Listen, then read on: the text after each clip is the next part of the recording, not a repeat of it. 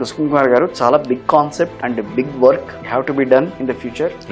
అది దానికి success 100% success అవుతుంది.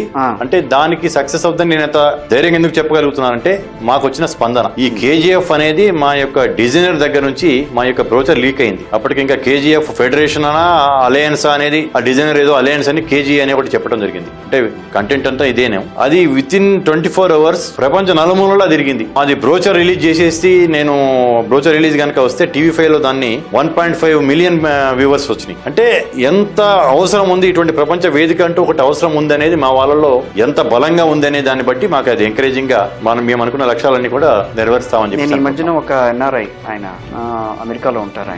ఆయన చెప్తూ ఓ మాటల్లో ఉన్నారు, ఇక్కడ ఆంధ్రప్రదేశ్ లో గవర్నమెంట్ దించాలన్న పట్టుదలతో ఉన్నారు ప్రతి ఒక్కళ్ళు. సో మాలో సాలిడారిటీ ఎంత ఉంది అన్న చూపించడానికి అక్కడి నుంచి 2000 మంది 3000 మంది ఫ్లైట్లలో వచ్చారు ఇక్కడికి. సో అభివృద్ధి విషయంలో మేమెంత ఇది ఉండాలి, మా కమ్యూనిటీ ఎంత వరకు సాధించగలదనే విషయాన్ని కూడా మేము చూపించామని అన్నారు. సో అదొక చిన్న ఎగ్జాంపుల్ ఏమో నేను అనుకోవటం. ఇలాంటి మీట్స్ పెట్టడానికి కూడా ఒక అంటే దానికి దీనికి సంబంధం లేదు, నేనేమంటే అట్లా మీట్ ముందే పెట్టేవాళ్ళము.